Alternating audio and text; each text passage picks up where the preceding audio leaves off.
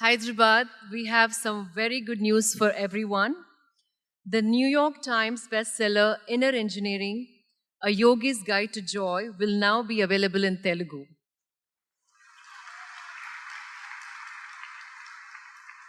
In this book, for the first time, Sadhguru presented readers with a path to achieving absolute well-being through the classical science of yoga in a practical, accessible book. Sadhguru tells the story of his own awakening from a boy with an affinity for the natural world to a young daredevil who crossed the Indian subcontinent on his motorcycle. The wisdom distilled in this accessible, profound, and engaging book offers the readers opportunity to achieve nothing less than a life of joy. It has sold over 3 lakh copies in English so far and been translated over 20 languages in India and abroad. We are happy to announce that the book is now available in Telugu, published by MSCO Books, Hyderabad. To launch this book, we request Nani to please come on the dais.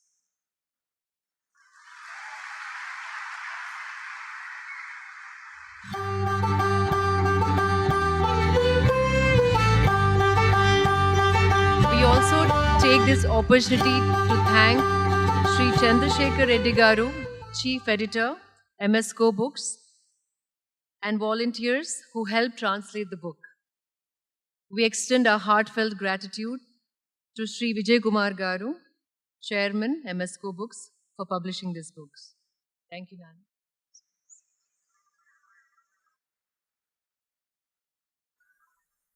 Now, to the much-awaited part of the event that we are all looking forward. I request Sadhguru to please come on the dais.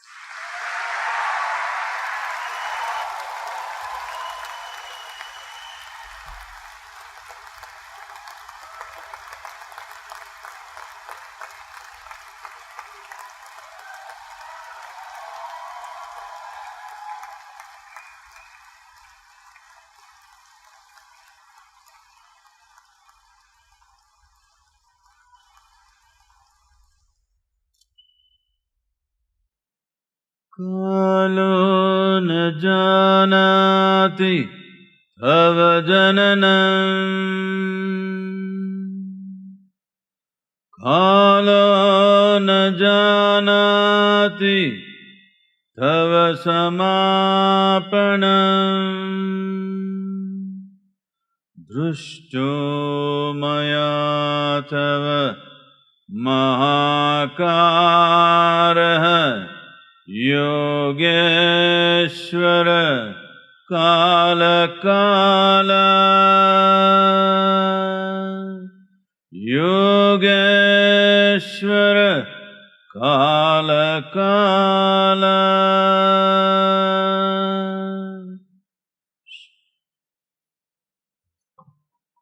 Namaskaram to everyone. Okay, ikkada Telugu vallu entamandi unnaru?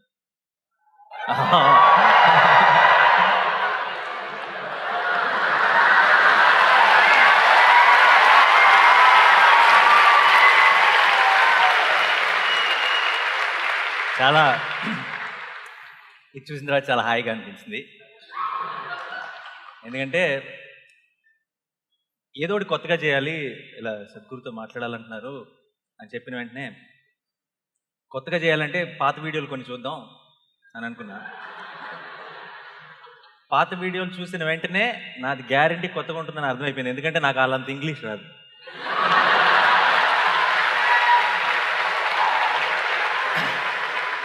So ముందే చెప్పేస్తున్నా, అయినా సరే నేను ఇంగ్లీష్లో అడగడానికి try చేస్తాను. అదేమన్నా మీకు butler English అనిపిస్తే ట్రాల్స్ చేశారంటే మర్యాదగా ఉండదు చెప్తున్నా. ఓకే కదా?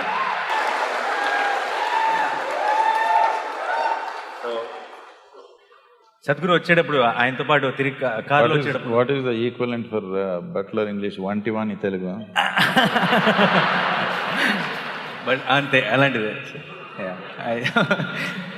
సద్గురు కూడా తెలుగు వచ్చు, సో కొంచెం ధైర్యంగా అప్పుడప్పుడు తెలుగు మాట్లాడేయచ్చు నేను. వచ్చేటప్పుడు కారులో సద్గురు అడిగారు, సో ఇప్పుడు స్టేడియంలో వచ్చే మీ ఫ్యాన్స్ జనరల్గా ఏజ్ గ్రూప్ ఉంటారు అని అడిగారు. సార్ ఇప్పుడు వచ్చే ఫ్యాన్స్ ఎవ్వరు నా ఫ్యాన్స్ కాదు, మీ ఫ్యాన్స్, అండ్ ఇది అన్ని ఏజ్ గ్రూపులు ఉంటారు అని చెప్పాను. సో సార్ ఫస్ట్ టైం చాలా ఇదేంటి క్వశ్చన్ కాపీ చేస్తారు? అదే చెప్దాం అనుకున్నాను, ఎందుకంటే ఫస్ట్ టైం లైఫ్లో అంటే చాలా చాలా స్పెషల్గా అనిపిస్తుంది ఈరోజు. ఎందుకంటే లైఫ్ లాంగ్ టీచర్స్ అడిగిన ఒక్క ఆన్సర్ కూడా ఒక్క క్వశ్చన్ కూడా ఆన్సర్ చెప్పను నేను.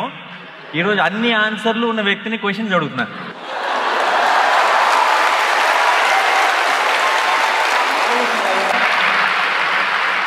అండ్ మీరు అన్నట్టు ఈరోజు మధ్యాహ్నం క్వశ్చన్స్ రాసుకుంటుంటే నాకు చాలా నాస్టాలజిక్గా అనిపించింది. ఎందుకంటే ఎగ్జామ్ ఆన్సర్ షీట్లో కూడా క్వశ్చన్ పేపర్ రాసేవాడిని ఆన్సర్లు తెలియక. సో ఇంకా మొదలెట్టేస్తాను. చాలా చాలా టైం పాస్ చేశాను. అసలు మ్యాటర్ ఆయన మాట్లాడితే వినాలని వచ్చారు అందరూ. సో సార్ ముందు when I was an assistant director, we used to grow beards, sir, because people will take us seriously. I did not grow it, it grows. I mean to say we never used to shave, because whenever we went to a hero or a producer and narrated stories, we thought they will take us seriously, they will believe us. So I saw in one video where you are saying we should let it grow, it's natural and all that. Is this angle also involved in it, or it's just that?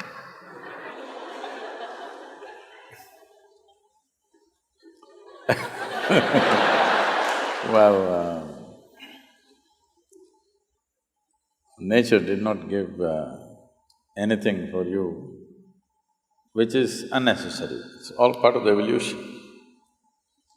So some people have removed some hair, some people have sacrificed their brains, some people out of their love for somebody they've given away kidney. I thought I will be more useful to the world if I keep everything as it is. You cut the nails, kada? Avi kuda perinicharu.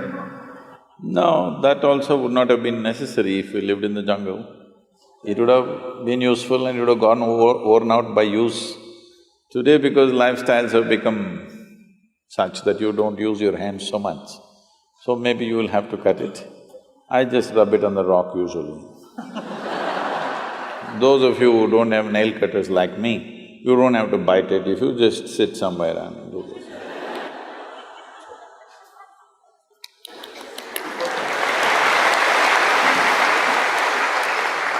So this question has been bothering me from a long time. See, most of the questions today I'm going to ask are not the ones I've asked on Twitter or anywhere. To ask questions I'll ask Sadhguru, or I'm not forwarding it here, I'm just asking whatever I have a doubt. So you might find it very basic, dumb or whatever, but those are my questions, so I'm asking them. So this has been bothering me from a long time. When I was an assistant director, I remember my first salary when they gave it to me, it was 4,000 rupees. And then I remember it was all 100 rupees notes, so when I put it in my pocket, there was a bump under my bum. So when I was going back on the bike, I could feel it. And I was feeling that I'm so rich, there's so much cash in my pocket, and I can remember how excited I was, how I wanted to buy off half of the Hyderabad with that 4,000 bucks. So I was really, really happy, and I don't remember that kind of happiness, happening to me again. Now I'm earning thousands of times of that, but I don't remember what, having that same feeling again. Even Saturday night we used to, with my friends, I used to go to the Sony Dhaba or Quattro. Okay. From Monday to Friday, I used to wait for Saturday. On the Saturday morning, I used to be so excited that it's Saturday again. Evening, we are all going to catch up, meet, and then going to Sony Dhaba. So I was really happy. And then I never really, I made it. I was successful in cinema. I never imagined that I will, make it so far. But I never experienced that kind of happiness. So is success overrated? Like we all are waiting for success. We all think that someday we want to be success. But the idea of success, is it not overrated is what I want. Oh. So, all those who clapped, we know they are failures.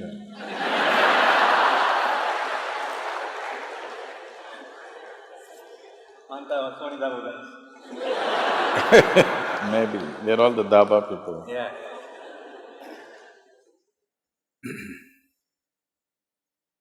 So when you understand a means as an end, then this will happen. Money is just a means to do whatever we wish to do.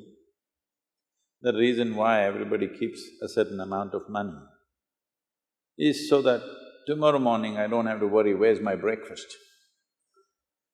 So that survival is taken care of, so that I can put myself into what I value most. Otherwise, every day morning I'll have to go in search of food. So, money is just about that. It is a means to organize a few things.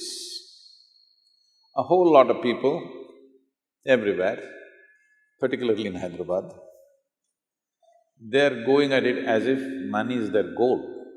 Money is not your goal, it's just a means. So in your life, for the span of life that you have and the intelligence that you have and the capability that you have, how much means do you need is something you must gauge. Otherwise, you'll have means and you'll not have any goal. What is the use of a means? But there is no goal. You have a car, but you don't know where to go. What is the point? You know where to go. If you get on the bus, you will go there in 6 hours. If you get into your car, you'll go there in 2 hours. That's why you have a car, because you know where you want to go. Now you don't know where you want to go, but you have a rocket. What is the point? And anyway, if you bought half of Hyderabad, I want you to understand, the real fun is in the other half always.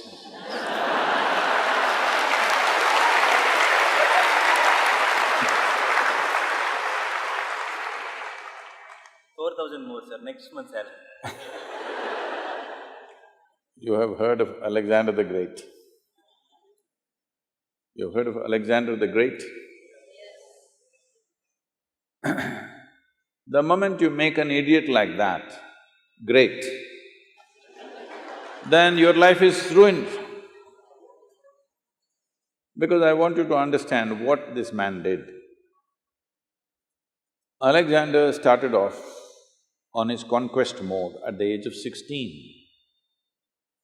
He went from country to country, killing hundreds of thousands of people, saying, this is my land, but won't sit there and enjoy that land, we'll go to the next one because the other part of the Hyderabad he's looking.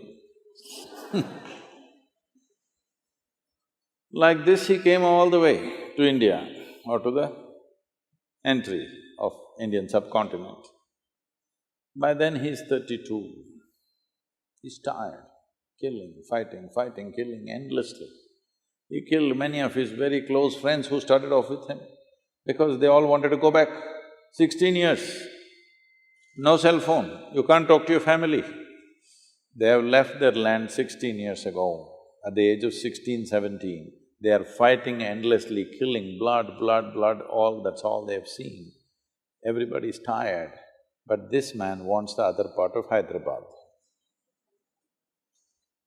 So, he went through a certain experience. Now, time is running out. For a warrior, 32 is not a good age. Things are becoming little weaker, not as good as it was at 25. So he is worried. So one thing is, he wants to conquer the world and it's taking too much time, so he wanted to become immortal. This is the next. Once you have Hyderabad, next is immortality. So he wants to become immortal. So he heard lots of stories, Indian yogis, mystics who lived for thousands of years, India is full of such stories. So he sent out an advance party of 8 soldiers.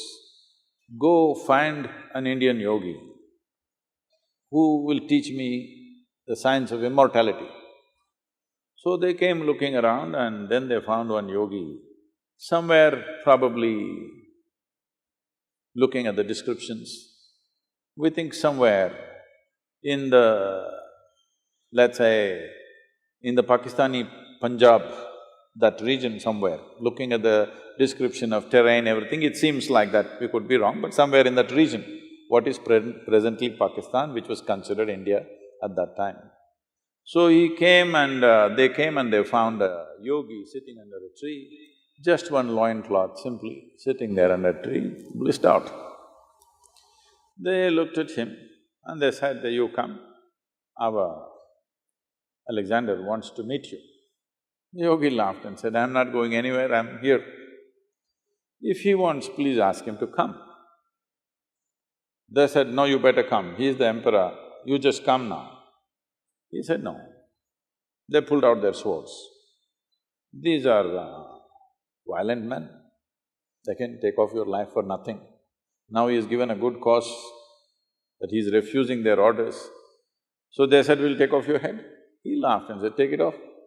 I've finished everything that I need to do with myself, I'm just sitting here, enjoying my existence.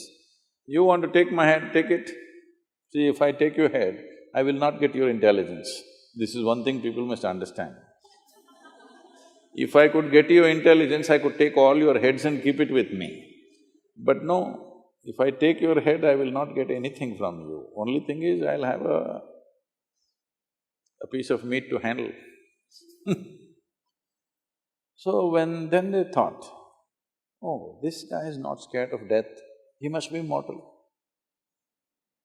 They said, begged him, please come, our emperor wants to know about immortality. The yogi laughed, let him come here.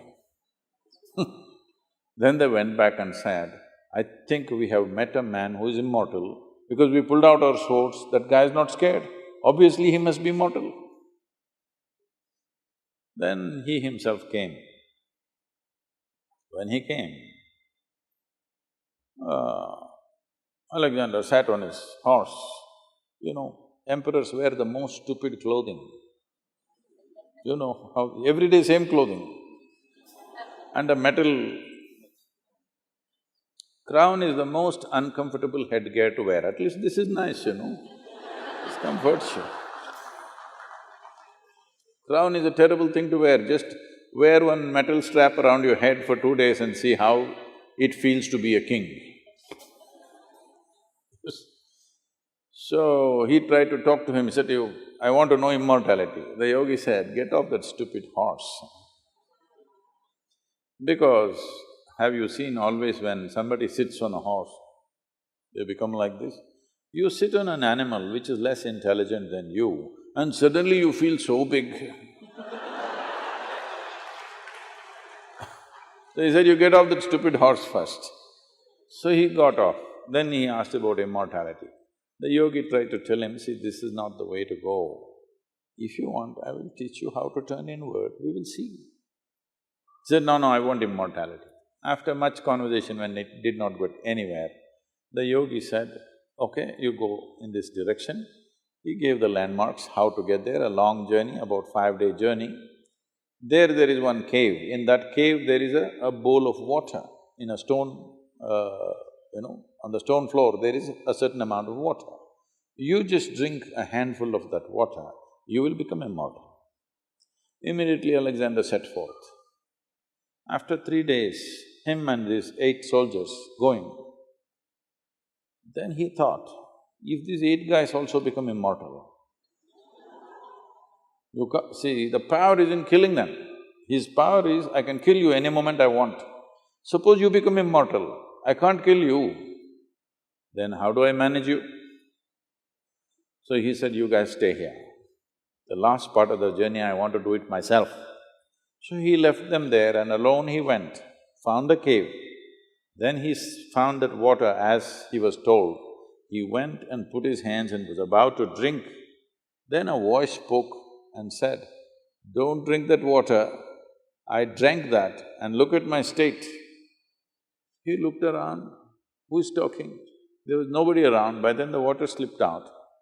Then he saw a crow and the crow said, "Don't drink that water. I drank that water I don't know when. And now the problem is I cannot die." See, if we really want to punish you, death sentence is not such a bad thing. If we curse you that you can never die, a million years later you're still sitting here, this is the worst punishment. So, Alexander did one sensible thing, he did not drink that water, otherwise we had to suffer him even today. So this is the only sensible thing he did in his life, he did not drink that water because he realized that he will not be able to bear himself. Forget about the world. The world will suffer, of course, but he himself cannot stand himself beyond a certain point. So we must understand, this life is not a conquest. This is not a conquest. The only thing that's there for you in this life is the profoundness of your experience. How profound is your experience when you sit here? This is all there is, nothing else you carry. Other arrangements we make for convenience. How much convenience do you want? Convenience will work only to a certain point.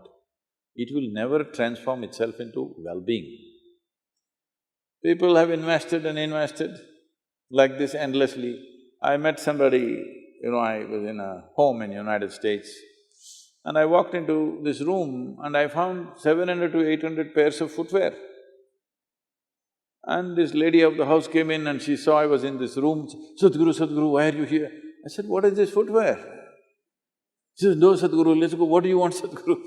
I said, "Whose footwear?" Then I see it's all ladies' feet, "It's all your footwear, 800 pairs." I can understand. You want one shoes for walking, another for jogging, another for golf, another for office, another for party. Well, you are a woman, you want all the 7 colors of the rainbow. All right, you have 25, you have 30, it's okay with me. 800. How will you wear on these 2 feet? You're not a centipede.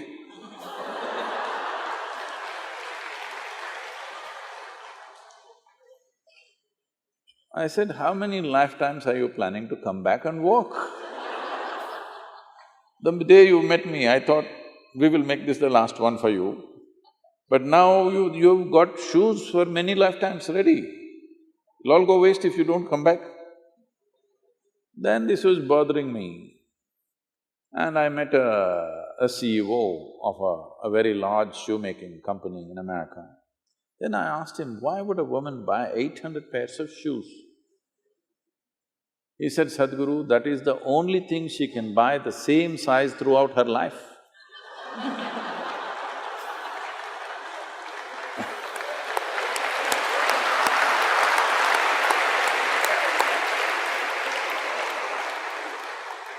Then I thought it's okay, maybe.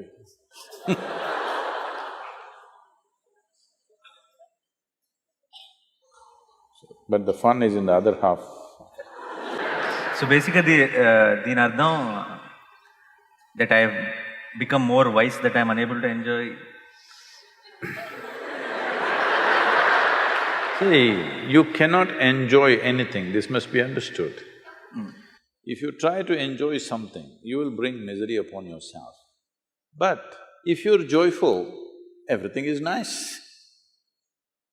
You're supposed to be joyful, you're not supposed to enjoy. What is that enjoy? I know. When there is no joy, you try to enjoy. It is just that if you add one more alphabet… No. If you add one more alphabet, it'll become end-joy. Yeah, maybe I meant joyful only, but I never again felt that kind of a high, that without thinking anything, to be completely joyful. So if joy is what you're looking for, This will not come because of a bulge in your pocket. Joy means your life energy is in a certain state of exuberance. You're not dead. Mostly people are committing suicide in installments. Slowly they're becoming like this. All these people, if you saw them when they were 5 years of age, they were like this. Slowly.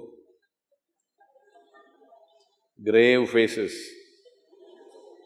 Grave faces because I think many of them are practicing the last pose in their life. You're an actor, you can tell them.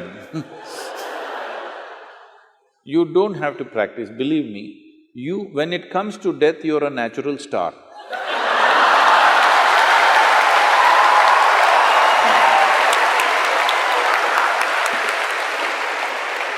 Have you… I know. Have you ever seen any dead body which is having a wrong expression on its face? No. So why are you practicing now? Life has many expressions that will happen if you're in a certain exuberance of life. If you're slowly killing yourself, yes, literally killing yourself, so slowly it is becoming like half dead. I want you to understand this. Fully alive is fantastic. Dead is good, at least for others. But half alive means it's torture. See, if I want to keep you, if I want to torture you, what will I do? Will I kill you? I will keep you half alive. That is torture, isn't it? So if you keep yourself half alive, this is torture. Every day waking up in the morning itself is torture for a whole lot of people. Only little joy when that Sony Daba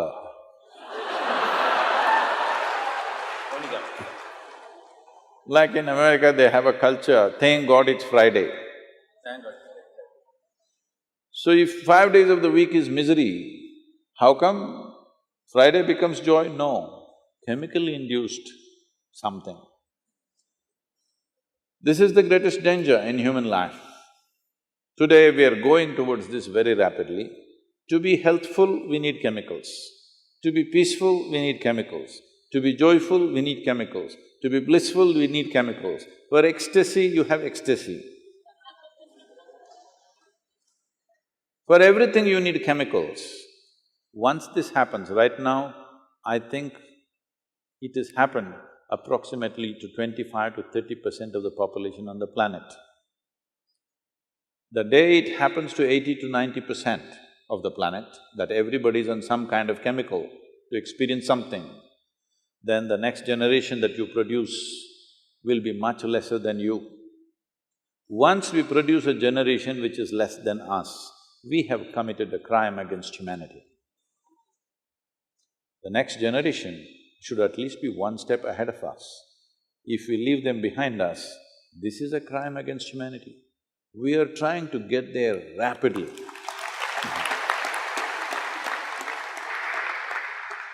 so ఇప్పుడు నాకు పర్టికులర్గా మళ్ళీ అలాంటి ఒక feeling ఇప్పుడు నేను feel అయ్యేది I think during my release time after working for 9 months on a film when I get to watch that film on screen that 3 hours is meditation for me. It's the most happiest moment in a year for me. I don't know if it's a good thing or a bad thing. So next question, నాకు ఎందుకు చెమటలు పడుతుంది, మీకు ఎందుకు పట్టట్లేదు? I am the one who is facing the questions, నాకు తానే చెమటలు పట్టాలి.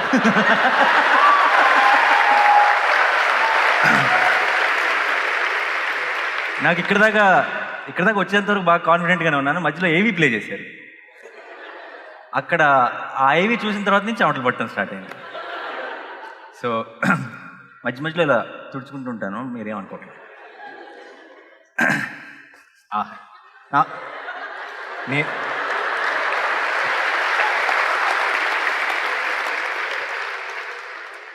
నేను మార్గదర్శిలో చేరాను, నాకు ఒక టిష్యూ బాక్స్ పెట్టారు.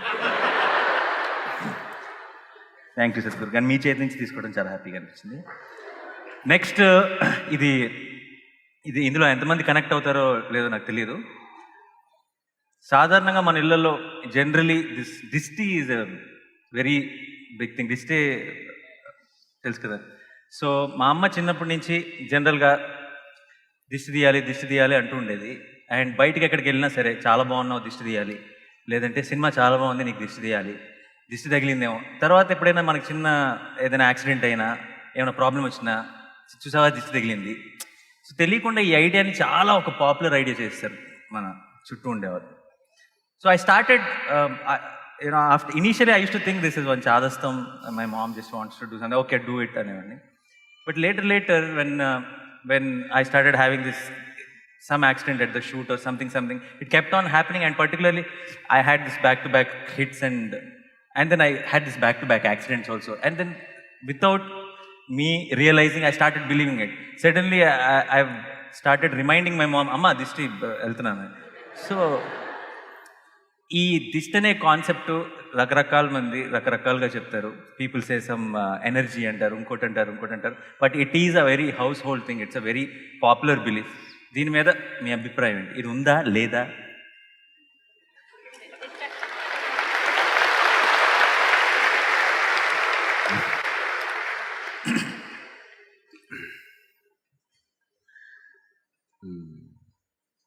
డైలీ స్నానాలు చేస్తారు. No, why I'm asking is in Chennai they're having bath once in 3 days. మేము ఇంకా హైదరాబాద్ ఇంకా అక్కడ పోలేదు మీరు, అక్కడ దాకా వెళ్ళలేదు. ఇంకా హుస్సేన్ సాగర్లో.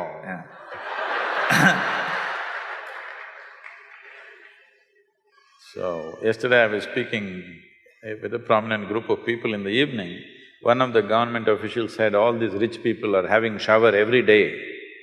I said, where do you come from?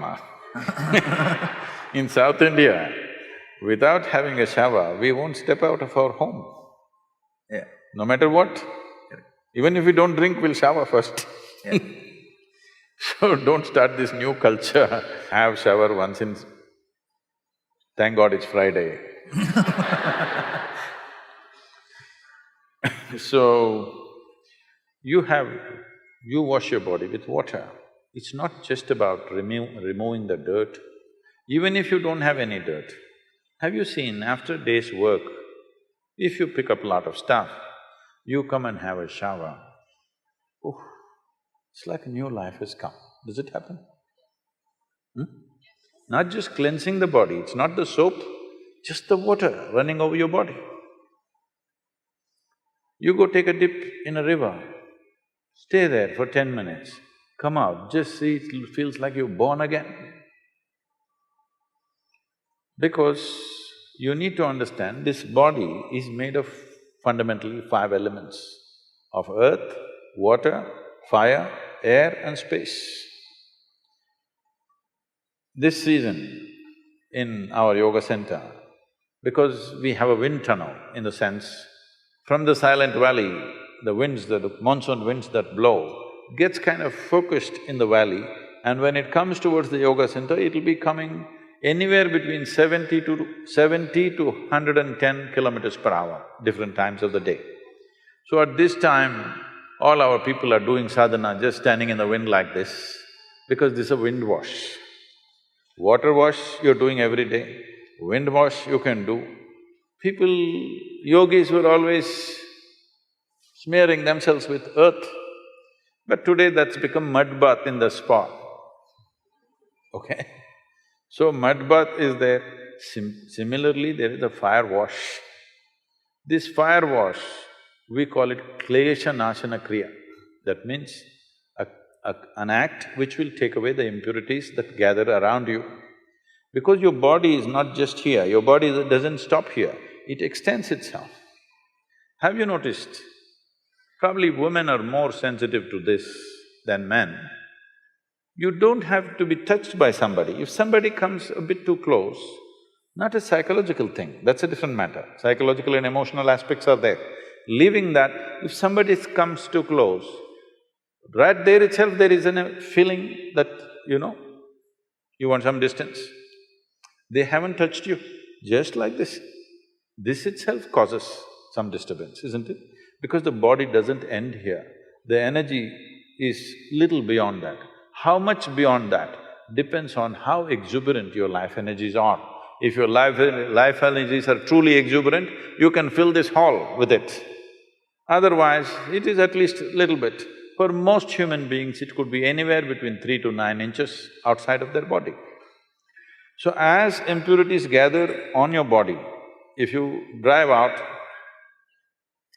a two-wheeler, you will see I become younger every time I ride a motorcycle. Because if I ride for 4 to 5 hours and come back, people say, Sadhguru, your beard has turned black, full black carbon. So… Pollution. So you gather material on your body, you wash it. Similarly, you're gathering other kinds of material upon your energetic system. You can wash this water with water, certain impurities will go with that. If you wash it with air, certain other things will go, but air is not always available like that. You can even notice this, if you… but these days, these fans are going at a certain speed, but if you have the fan set at the right kind of speed, if you just sit under the fan for some time, you will see something within you lifts up. Have you noticed this? Little air wash. Similarly, there's a fire wash, which you're calling drishti.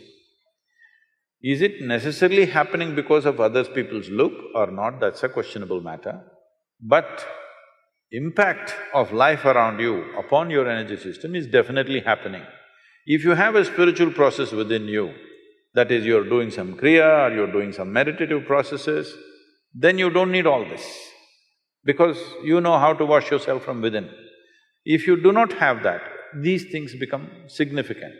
I must tell you this, there is a certain way to do which few generations ahead, people knew exactly how to do, but today I'm seeing they're just burning something and doing this. If you come to the yoga center, we're doing this Kleshanasana Kriya in a scientific manner, how it should happen. We have relieved people of various chronic ailments just by this fire wash. One surprise element that we found out recently is, we found that many children who are suffering with ADH, with learning disabilities, within a matter of 6 to 8 weeks of this fire wash, they have changed dramatically. This we never expected. So, your mother knowingly, unknowingly giving you a fire wash might have given you some learning ability. I agree. I'm bowing down to her. She did fire wash. Same. Yeah. Amma ekkundi? Akkundi. Okay. Oh, she's right. Okay. Sorry.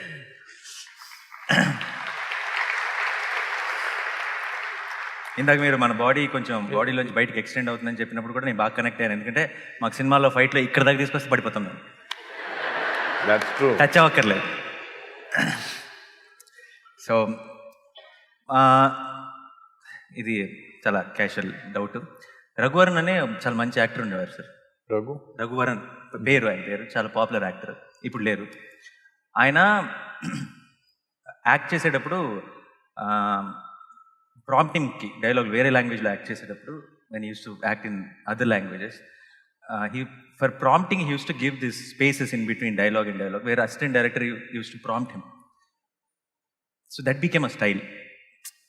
The spaces became a style, and it was very popular then. Sometimes when I was seeing the videos, sometimes when there was some one complicated question, you start laughing. So I doubt if that's the prompting break. Really? Okay. No, who is that person who is prompting in your head, and how do you, in that little fraction of second, so well composed answer will come out? How is that possible? No.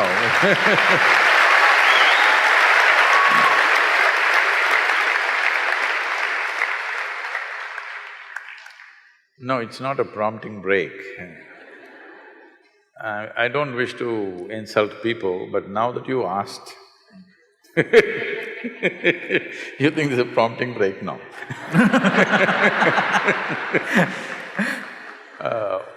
What usually people think is very complex is usually the dumbest thing possible.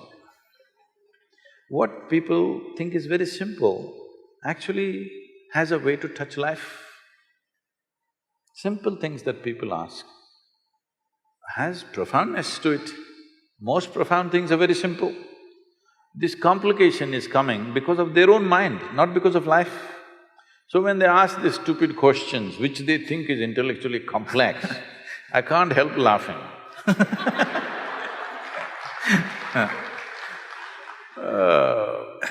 ఈ రోజు ఎన్నిసార్లు నవ్వారని నేను లెక్క పెట్టుకోవాలి. అంత bad question అడిగానా? So, about answering a question, I'm usually not answering a question, I'm always answering the person. They can say whatever they want, I'm not listening to them. Because people can say a lot of things. Shakuni, from Mahabharata, Shakuni said, God gave us humans ability to speak, to hide what is in their mind. See that crooked man. Not to express what's in their hearts, to hide what is in their heart, that is why God gave us ability to speak. Which is true half the time for most human beings.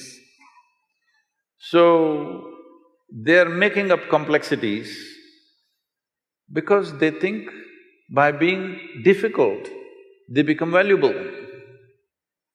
By being difficult, you don't become valuable.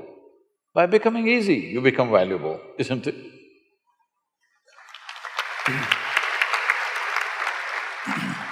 This has happened to everybody, but particularly to the so-called spiritual people. You tell them anything simple, they will speak in a language that you cannot understand. First thing, this is the knockout. The first knockout is, if you say something, I'll tell one sloka that you cannot understand. See, it's a way of totally knocking you out. I say something that you have no clue. You cannot figure this. Now I will go into a long philosophy about a simple question that you ask. So, people are making a living by making simple things complex. My life is about making complex things simple.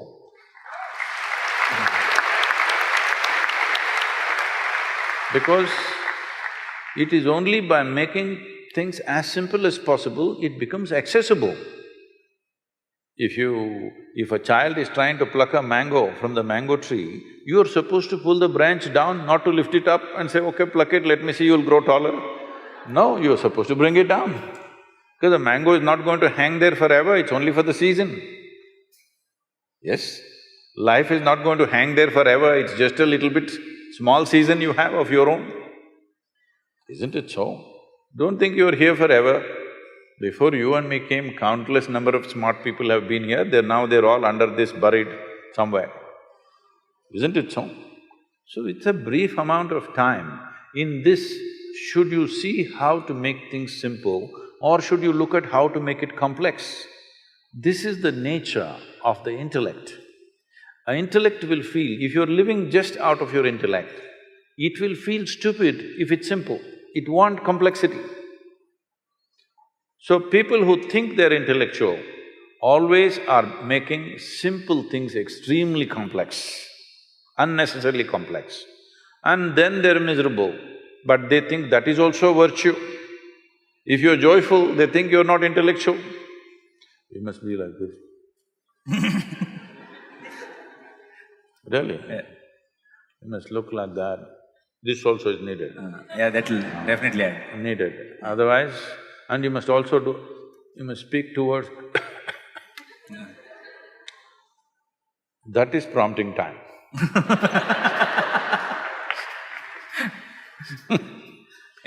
I don't have any prompting time because I have no knowledge, I have no nothing. I just tried to be free of all the memory that I have. My body, what memory it carries, my genetics, what memory it carries, my experience of life, what memory it carries, I know how to keep it aside and simply look at things as they are. This means, in your home you have a mirror, being a star, even if you're natural, you still need a mirror, right? ఏం నవ్వుతున్నారు మీ ఇంట్లో లేవా? Many of them spend more time in front of the mirror than you. More than me, yeah, Yes. definitely, that's what… So suppose your mirror remembered, let us say, even 10% of what it has seen in its lifetime. If you went and stood in front of it today, what would it show you? Total mess. The value of the mirror is, it has no memory. If it developed memory, gone. So this is the value of your mind. If you know how to keep memory, the silo of memory aside and keep it, it's like a mirror, whatever it sees clearly, distinctly the way it is. Somebody likes it, somebody doesn't like it, it's their problem, that's their memory issue. Yeah, how does somebody like or dislike something? They've developed a certain memory. I like this, I don't like this, I belong to this, I don't belong to this. I don't belong to anything, I'm just looking at it as it is. Maybe in a given moment, you're not able to expose all dimensions of what it is, at least what is relevant for that moment. So, does your mirror need prompting time? Television needs time, tube light needs time, mirror doesn't need time, so no prompting.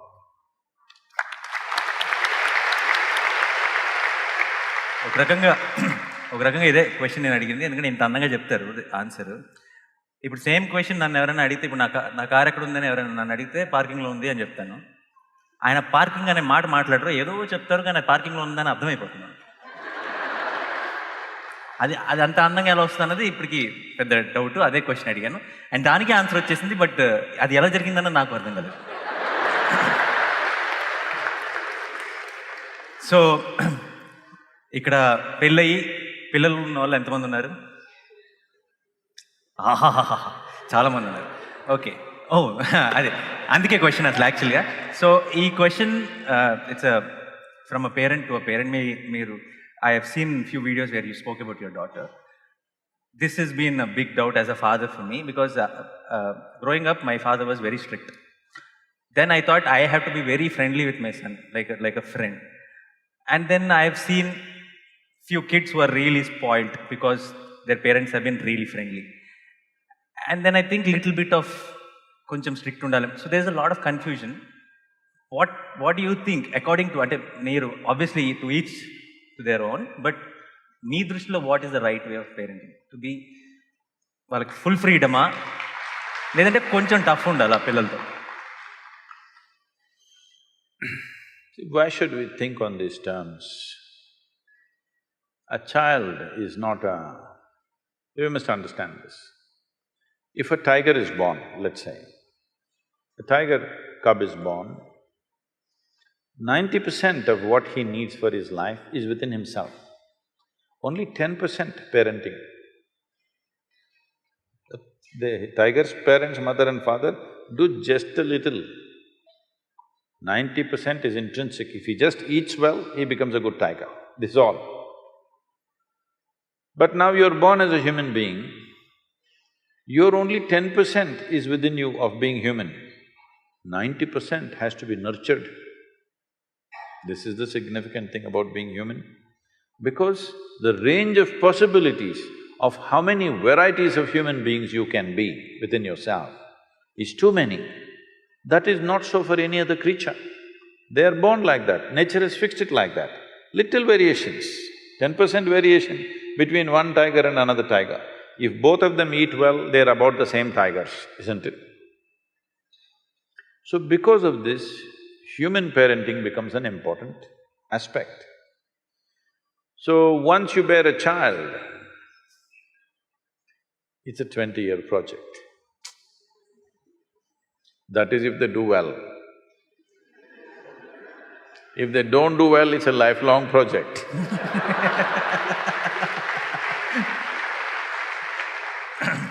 So you want them to do well so that you can be free. Yes? Because you understand if they don't do well, they will sit on your lap for your rest of your life. No, they must go. So what do you have to give them? You don't have to teach them the tricks of the world, that they will learn. Some will learn easy, some will learn the hard way. It's okay, they must learn it their way. What you give them is what it means to be human being. This is all you give them. So for this, you must look at yourself. You don't have to do much with them. If a child arrives in your house, if your child is born in your home, you should not think you have to do something with the child. You must look at yourself because children don't listen to you. Whatever the nonsense you speak, they're not listening to you, just like me they are. I'm not listening to anybody, I just look at them and answer them. They're just looking at you, observing every little thing that you do. How you sit, how you stand, how you speak, what is the expression on your face. All this they're doing, you see how the child is looking? Yeah. He's not listening to you, he's looking. So you must become in such a way that when he looks at you, he wants to be like you. So being a star in Andhra Pradesh, Telangana is fine, that's a profession. But you must become a star to your child. Child should think, my father is a star, not because you are popular in the world, but he sees you as the best human being that he can think of because there's not much exposure for him, there is a safety. He's not seeing so many people, he's just seeing mother, father, a few people. Yeah. Among the few people that he sees, he must look at you as you are the best man out here. If he sees that… That's what I'm working on, Sadhguru. If he sees that, he will anyway go that way. If he doesn't see you that way, then he will look all over the place for some other kind of example. Today, the examples that he sees are not necessarily at home or school or in the neighborhood. They are somewhere in another part of the world. They may not even exist. I'm saying they may not even exist, but they're influencing him. So especially if his screen time has to go down, you must be really a superstar at home. You understand? Everyone. Yes. It's not just for him, for every one of you, this is the only way your child wants to be who you are. He looks at you and thinks, oh, my father, this is not what I want to be. Then you try as hard as you want, he will do everything that you don't like just to freak you. Yes, you've done it.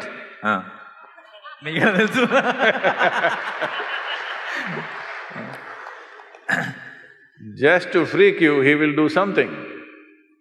Just in reaction, even if you're saying the best things, he is doing the opposite of it, just in reaction. So this is very, very important. This is not about giving freedom, this is not about being strict. You just create an atmosphere where he's naturally looking up to you, he wants to be like you. In this, if you fix yourself, everything is fine, there's very little parenting to do. It's like, see, even the chicken, ducks, tigers, lions, all of them have done this. If they walk, see how all the little ones are walking behind, running behind them. They desperately want to be like their mother or father. Have you seen this? Your children should become like that. For that, you need to work on yourself, not on them.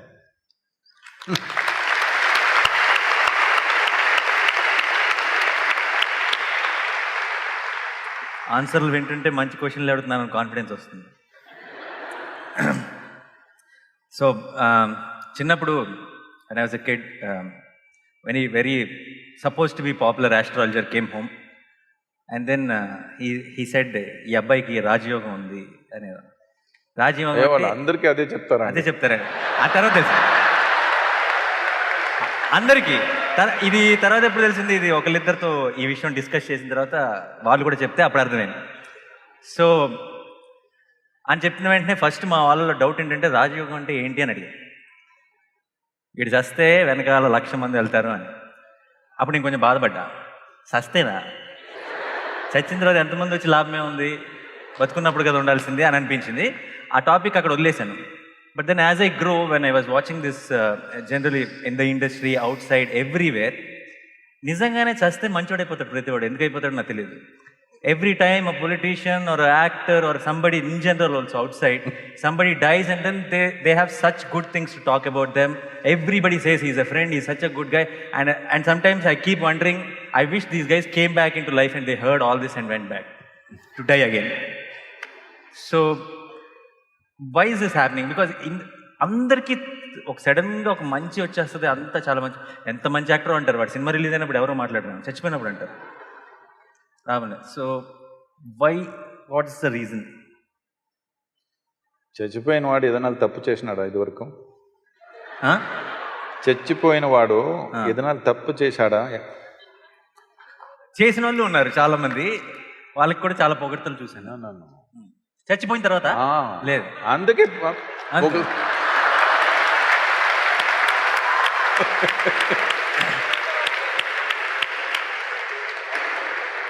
లేదంటే దేవని తిరిగి వస్తాడని భయం. Telugu they did not understand. చాలా బాగా మాట్లాడారు కదా, ఒకసారి ఆయన తెలుగుకి.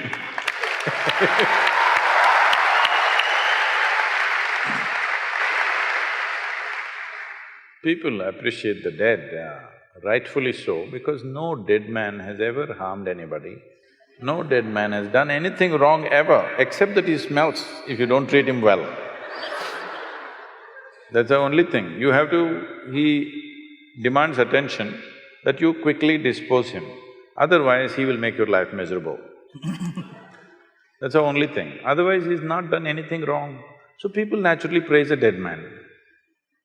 Having said that, it is also a civilizational aspect, a human aspect, that it doesn't matter when you're alive, we may be running the same race, we may be fighting, we may be elbowing each other, struggling, looking at all negativities at each other. But when mortality happens, when death happens, we keep all those differences aside and we bow down and say, whatever was good about you, they may talk about it, nothing wrong with that.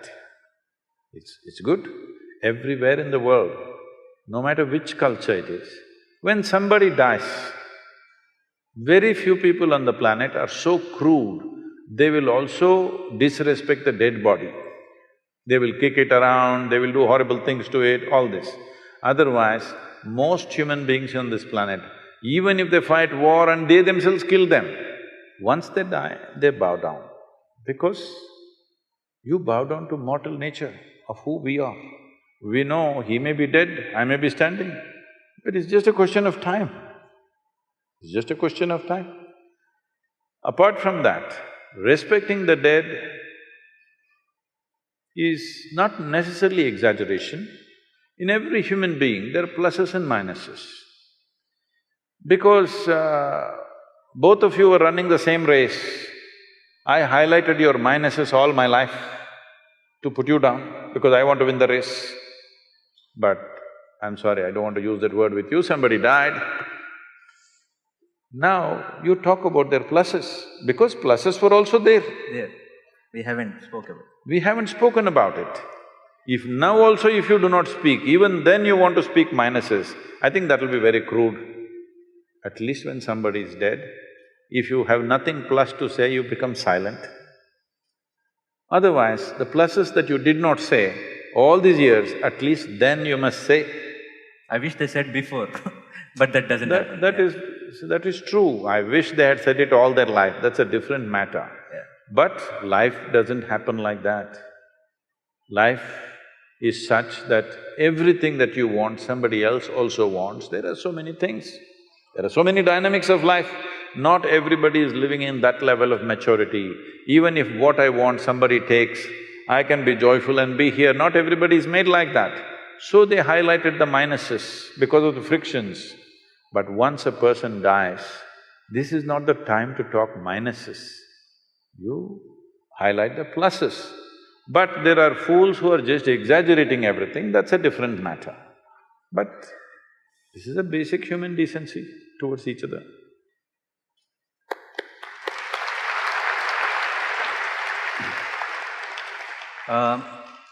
Growing up, never used to get to listen to this word depression much. Very, very rarely a word like a psychiatrist or a depression or something. Now that we are all aware of that, then and people know that it's a genuine issue, and we'll talk a lot, which is very good. I understand completely. But then I also realize there's so much of talk happening. Almost every alternative person, in some conversation, we hear this depression word happening a lot nowadays. I'm happy that the awareness has become more, but again, at the same time, I'm also realizing there are few people who suddenly might be feeling a little low one particular day, and they want to believe that it is depression. I know the depression is a very genuine, serious problem, but because of this overexposure, is it a good thing or is it a bad thing? Is it really pushing the next generation into a, thinking any small hiccup also thinking that this might be something serious problem, and they giving into it? Oh, I didn't know that was a popular question. With your question, you're getting into trouble. If I answer this, I will get into deeper trouble. I've already, last 1 year, I've been in lot of trouble because a whole lot of people are pursuing me and saying, he doesn't respect depression, he's talking against it, he thinks it is not a medical issue. No, I respect it. By the way, I don't want to be in trouble, but I genuinely believe it, but I just don't know, it's… with few, it's just becoming too much. They're talking so much about it that sometimes people who are generally low on particular day also might feel. No, don't be. 90% of the cases are maybe fair, but sometimes. He really plays it safe.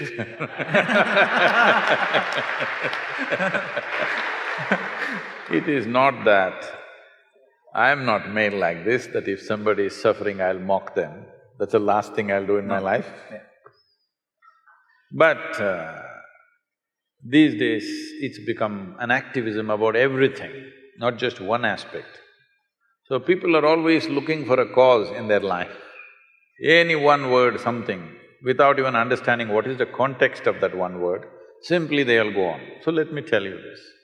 This depression issue came up. It was a quote, a daily quote in which I said, whatever the nature of your ailment, physical, mental, essentially the source is within you. Either your body has turned against you or your intelligence has turned against you. It's a fact. You can give it many names, you can call it stress, anxiety, depression, this, that. Something has turned against you. That is, something within yourself has turned against you. Some outside situations also may prompt you, push you in that direction. But fundamentally, if my intelligence was working for me, I would definitely keep myself in the best possible way. If all the cells in my body were working for me, will I make myself sick? So this is all I said. A campaign ran for about 6-8 months, all kinds of people commented, he doesn't know what he's talking, this. I have spoken to top-level people in this field across the world. All of them think what I'm saying is perfectly fine. Whether even if I don't get endorsements from them, I know it's perfectly fine because I know how my mind works. I know if I give myself the luxury, I can also become depressed. Something doesn't work my way. Nothing actually works my way most of the time. Yes, I will tell you in more detail if we have time. Because when you do as many things as I do, so many things don't happen the way you want it. The reason why people have reduced their lives to very small scope is simply because they're afraid of failure. I know I will die a failure, but I'm a blissful failure, so it doesn't matter. In my life, it so happened, almost 38 years ago, I was sitting in one place, suddenly every cell in my body burst into ecstasy. Then I observed what is happening within me. Then I realized after a few weeks, if I don't mess with my mind, I'll burst with ecstasy. Then I thought, this is it, I have discovered something fantastic. On that day, the world's population was 5.6 billion people. Then I sat down and made a plan that in next 2.5 years, I will make the entire world ecstatic. Hey, wait, don't clap at my failures. Now it is 38 years. We've touched a few million people, people say we have touched some 500, 600 million people. But that's not my idea of the world. Now the population also has increased. I know I will die a failure, but I'm not a depressed failure, I'm a blissful failure. Now, why I'm saying this to you is, well, there are certain pathological issues within the system. There are genetic issues, there's chemistry issues. But for all this, fundamentally, the basic control for all this is within you. You have not taken charge of it, that is a clear factor. You're trying to manage an inner situation by arranging an outer situation. But whoever the hell you are, you can never arrange the outer situation just the way you want it. Does it ever happen? Does it ever happen to anybody? Nobody happens 100% your way, isn't it? Not your husband, not your wife, not your parents, not your children, not your friends, not your office, nobody happens 100% the way you want it. So if you are going to freak every time when something doesn't happen the way you want it, then you will freak for the rest of your life. So if you see this, you would understand that the source of all human experience is within you, including how your chemistry will slosh is within you. When somebody is ill, are we going to talk all this to them? No. They need care, they need help, they need medicine, they need compassion, that's a different matter. But those of you who are healthy, if you think, because right from childhood this comes, if you are sick, you get attention, if you're joyful, you'll get scolding. This must change in the society. Joy should get attention. Misery should not get attention. This is a very misunderstood way of handling things. If a child is jumping with joy and screaming, "Ay, why are you screaming?" If you like this means, moo, moo, moo, moo. It's just a wrong way of raising a child. Because a child must understand he must invest in being well. He must not invest in being unwell. Unwell will not bring any results or rewards to him. He must understand this in a very deep way. If he thinks being unwell, physically or mentally, I will get lot of attention and rewards, he will work towards being unwell. This may look very simplistic, but I'm telling you this from a very profound dimension of who we are. There is something called as life energy, as intelligence. Intelligence is not the bone box that you carry. If you… See, does your avkai look like you? Hello? Does it smell like you? Does it feel like you? No. If you mix only just chili and mango and rice and eat it, it goes inside and becomes you, isn't it? There is an intelligence within you which can make this horribly spicy stuff into you. There's an intelligence or no? You eat a banana, it becomes you. When there is such a dimension of intelligence, from all kinds of nonsensical material that you give, it makes a human being. If you have access to this intelligence, your well-being, your health, your mental balance is in your hands or no?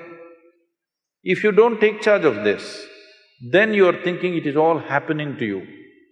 So a lot of people for ages, especially in the last 100 years, because of psychiatry developing in a certain way, people started saying, no, there is genetic things, you can't touch it. Well, now genetic sciences are telling you in 24 hours, you can change your genetic codes completely if you do the right things with yourself. You can change the genetic patterns of who you are in a matter of 24 hours. I can show this to you. People who go through certain types of initiations and processes, 24 hours later you look at them, their very face will look different. You cannot recognize them, they will become like that. Because you can transcend your genetic limitation. In fact, this entire culture is about that. Spiritual process means that. See, when you are 18 years of age, you don't want to be like your parents, I want to be something different, this, that. But you see the same person, by the time you're 40, 45, you begin to walk like your mother, talk like her, sit like her, stand like her. Have you noticed this happening to you? Because the genetics are taking over. We call this traditionally as karma. Karma means past memory is ruling the present. If memory rules the present, if your memory structures who you are, you have no life of your own. You're just an extension, you're a recycle, you're not a fresh life. Spiritual process means just this, that you want to break away from the limits of your memory, because memory means there is evolutionary memory, there is atomic memory, there is elemental memory, there is genetic memory, conscious, unconscious, articulate, inarticulate, there are many kinds of memories. You want to transcend this so that you become a fresh life, your experience of life is completely fresh. Otherwise, you're just a recycle of the past. Why same problems exist after 100 generations is simply because nobody breaks the memory cycle. There is these words which are all misunderstood today. There is something called as samsara. Samsara means, in Tamil it's become samsara means wife, because she keeps them on the rope and keeps them run around. Samsara means cyclical movement. That is, everything that is physical in the existence is in a cyclical movement. You take an atom, it is doing this. You take the planets, it is doing this. You take the galaxy, it's doing this. You take the whole cosmos, it is doing this. Everything that's physical is in cyclical movement. So if your entire experience, particularly if your identity is completely rooted in your physicality, you will also be in a cyclical motion. If you want to break this, a dimension beyond physicality has to come into your experience. If you touch something beyond your physical nature, then we are saying this is spiritual. You went to temple, church, mosque, wherever, this is not spiritual. There you're going, what is the prayer about? What is the prayer about? Dear God, give me this, give me that, save me, protect me. Hello? This is just survival, outsourced.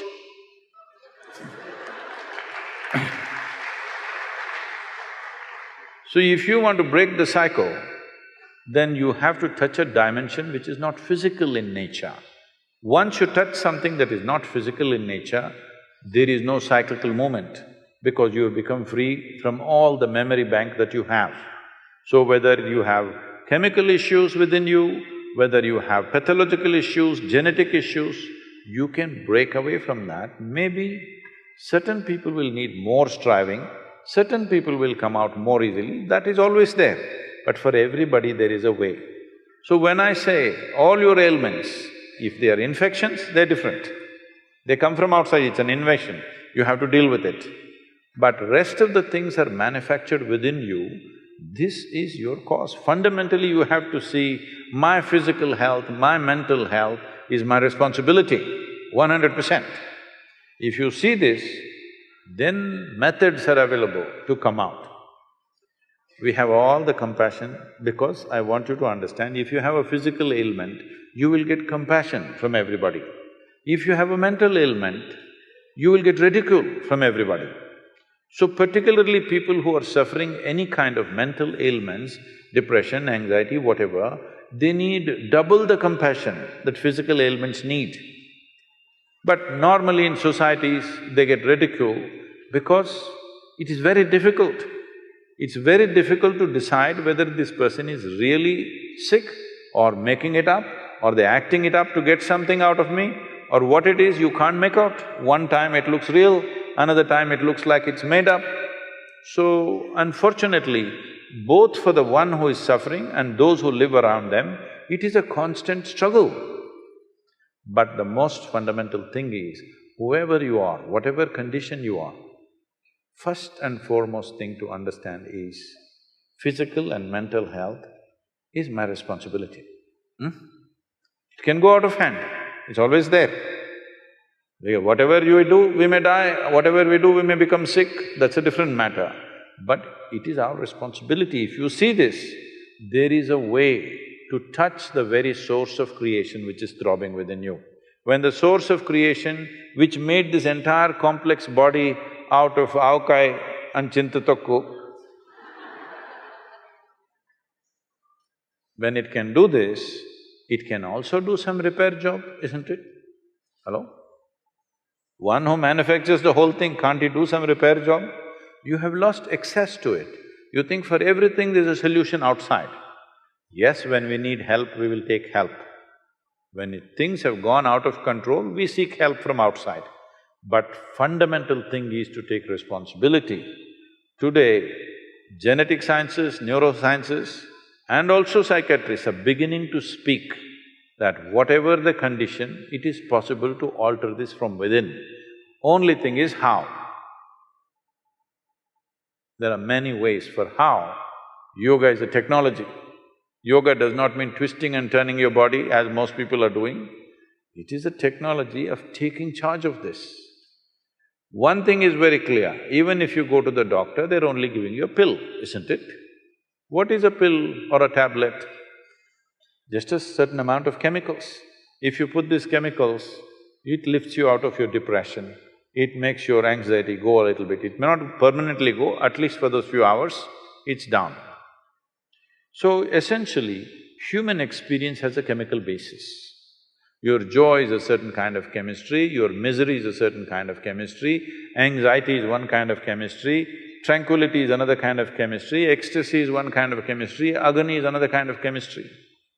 All human experience has a chemical basis to it. This is the greatest chemical factory on the planet, most complex and sophisticated chemical factory on the planet. The question is only, are you a great CEO or a lousy CEO? That's all the question is. That may sound brutal when you're sick. When you're sick, there is compassion. But when you're well, you must take responsibility for this. Otherwise, you will make yourself sick. Everybody has an excuse as to why I should not get up from my bed and cry in my bed. Everybody has some reason, isn't it? Hello? Yes or no? Everybody has some pain somewhere about something. Somebody died, somebody did not… somebody is born, somebody is not born, all kinds of things. There is no human being who doesn't have a reason to push themselves into some kind of mental dip. Everybody has or not, there is a reason. Some people get there, some people don't get there.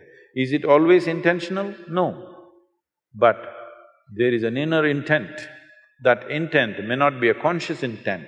There is a chemical intent, there is genetic intent. Your atte was depressed, now you don't know why. You are fine and suddenly you're depressed because there is a genetic intent. But this intent can be altered if you take charge of yourself.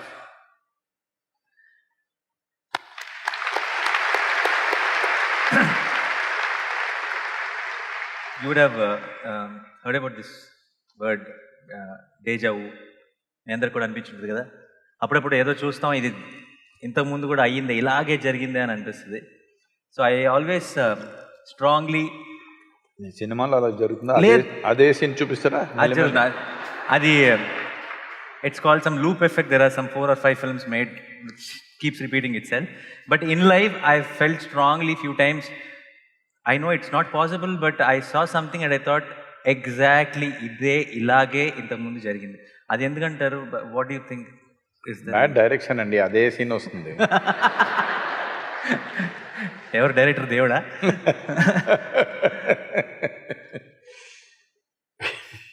It's just some మన చిన్న గ్లిచ్చా, ప్రాబ్లమా మన మైండ్లో, లేదంటే దానికి ఏమన్నా వెనకాల ఒక బ్యాక్ స్టోరీ ఏమైనా ఉందా?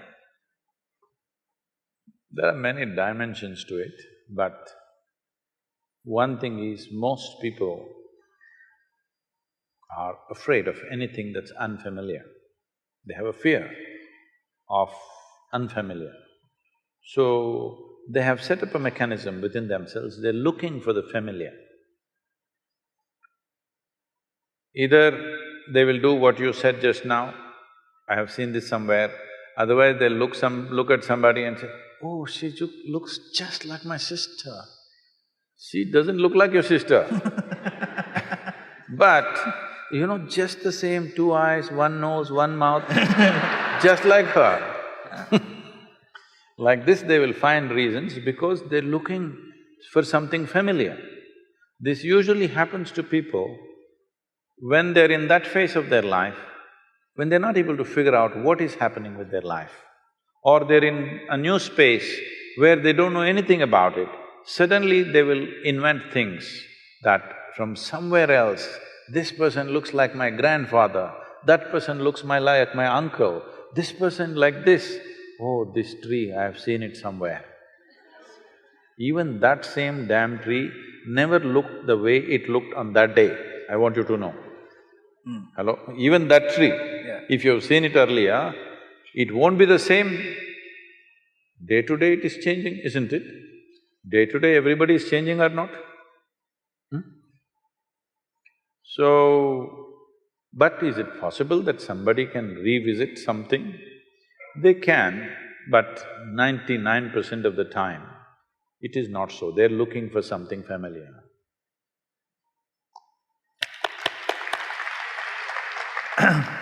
ఇది ఓకే ఓకే సో ఆడియన్స్ ఎవరైనా ఏమైనా క్వశ్చన్స్ అడగాలనుకుంటే నాకు చాలా క్వశ్చన్లు ఉన్నాయి కానీ మీకు ఇచ్చేస్తే ఛాన్స్. సో ఈ సెలెక్షన్ ప్రాసెస్ ఎలా జరుగుతుంది? నేను ఎవరికి ఇవ్వాలి mike? Okay. So Namaskar, I'm Sadhguru. So I'm not sure if you have heard of the TV series called Sacred Games. It's very famous or unfamous. It is a lot of sexual and violence content in it. So what do you think art and entertainment should be given that much space, or it is disturbing to know that TV series like these are very famous and popular in today's generation?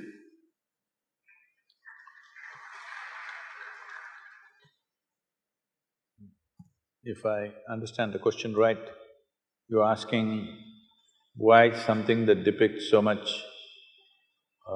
violence and sexuality, why is it popular or why should we allow it to happen? Is that the question? Yeah, or it should be allowed in art, as in it's okay to be there.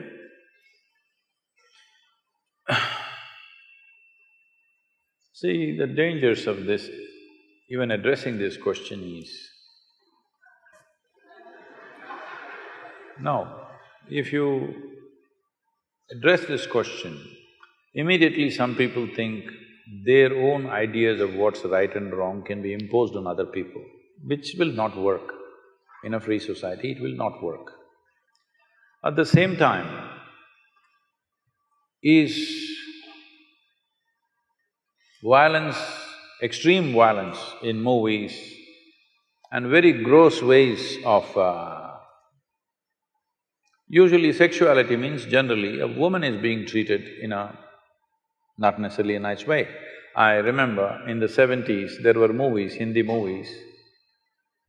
I did not see most of them, but people used to tell me that there were some actors who were called rape specialists.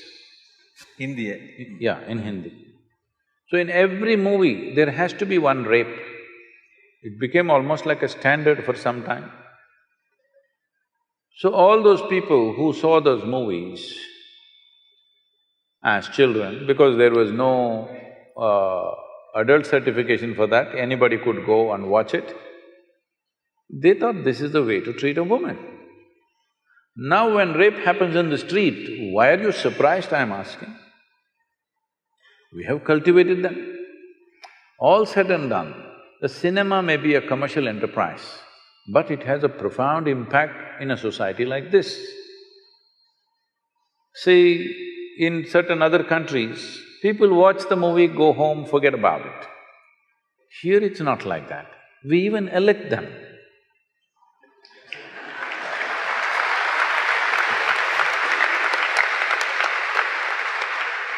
Because a cinema is not a cinema. Cinema is more than reality in this country. So when it is like that, I think it should be conducted more responsibly. What is it that we are trying to create? If you try to control it from outside, it'll become ugly. If people use just about anything and everything to make money at the cost of the society, that is definitely ugly. So, I don't know what this television serial is because I never get the time to look at that place. Whatever it is, I don't know in what context. See, there is violence in the society, you don't have to hide it, you can show it. There is sexuality in the society, you don't have to hide it, you can show it. But are you glorifying it or are you showing it in a way that people say, this is not the way? You showed a rape because it's happened. When people see it, they must say, this is not the way. If they think, wow, this is the way, then what kind of society are you creating?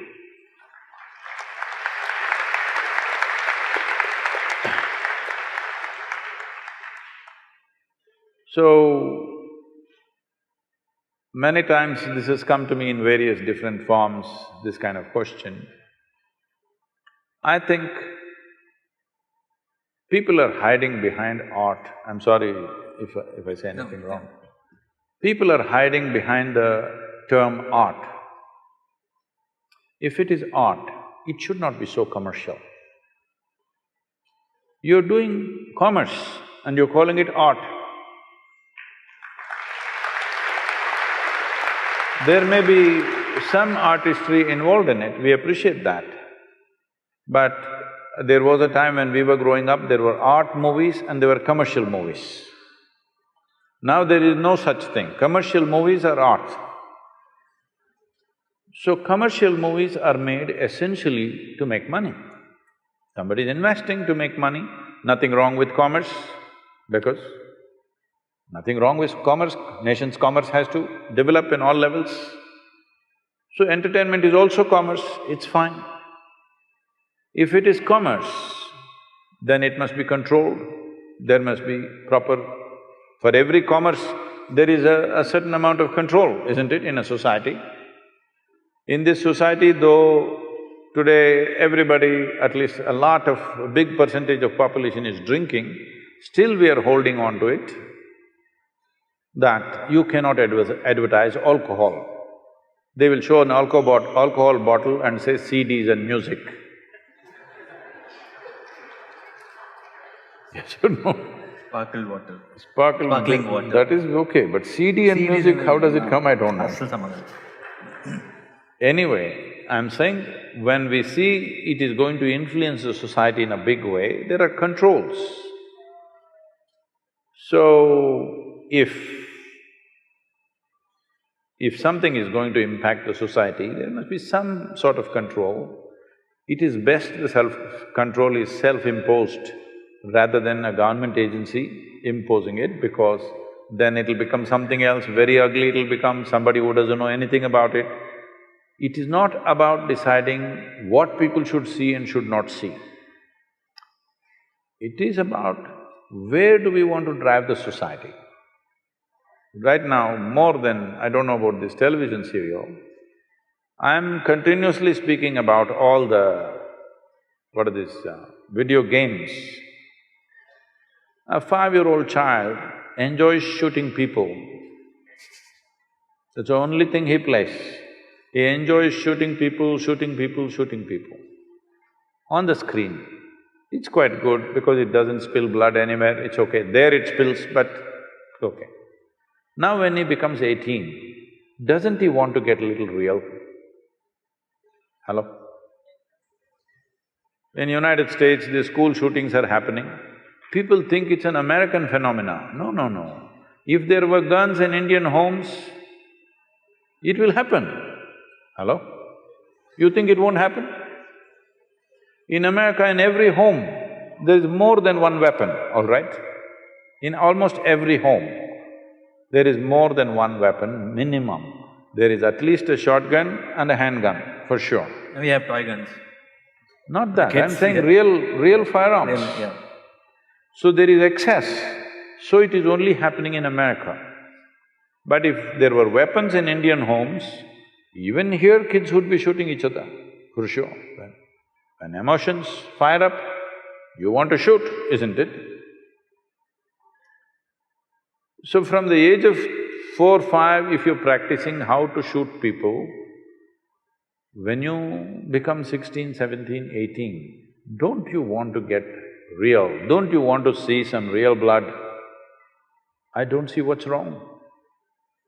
If you are cultivating your children to do this on the screen continuously, what is the problem for you if he gets real?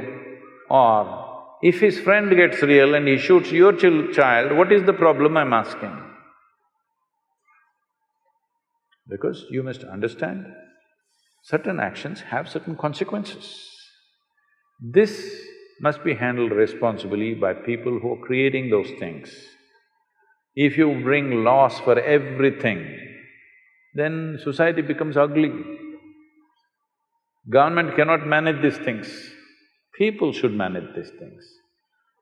So if somebody makes such a thing, people should not go and watch it. But no, they all want to go and see. So somewhere they enjoy it, isn't it? Today you see any of the Hollywood movies, it's not like before. Before also they were shooting, but now it comes, the bullet enters and the brains splash and there is a rerun. Again it comes in slow motion and splashes all over the place. People are enjoying it. Once you enjoy these things, then violence is inevitable on the street. It's just a question of graduation, isn't it? So, what kind of society we want to create? All those people who influence the society in a big way, whether artists, politicians, media people, spiritual leaders, religious leaders, whoever has influence over people, they must look into themselves and see what is the consequence of our actions. This much responsibility must come.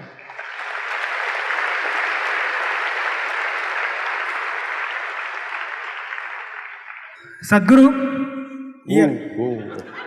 How did you grab the same place. microphone? Yeah.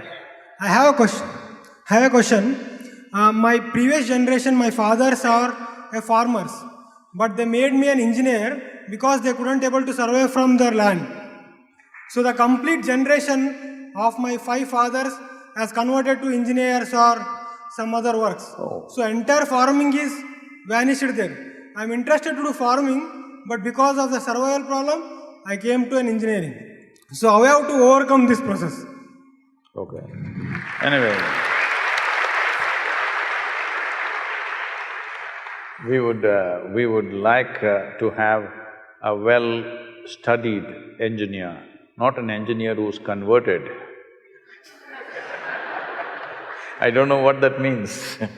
How do you get converted to engineering? Anyway, I understand what you're saying. See, this is a major tragedy unfolding in the country. Out of 160 million hectares of arable land in this country, 104 million hectares of land, the soil is right now labeled as distressed.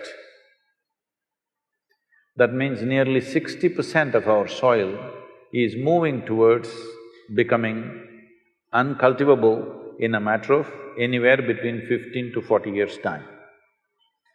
In 40 years' time, the fertile lands that you have seen will turn into uncultivable land, maximum 40 years' time, anywhere between now to then. How does this happen? If you want the soil to be rich, before we go into that, I want you to first understand, what is sitting here as you and me is just the soil that you walk upon, it's just a piece of the planet. If the soil is weak, the food becomes weak. The food is weak, our very genetics become weak. There's substantial studies about this. So why has the soil become weak? Why such a phenomena is happening in this country? The only way you can put back organic content into the soil is by the leaves of the trees and the animal waste. Trees are gone long time ago, just to tell you to what extent.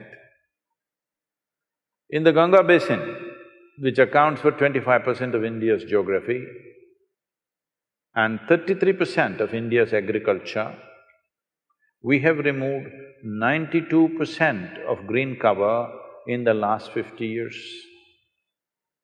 92%. What is our plan for this land?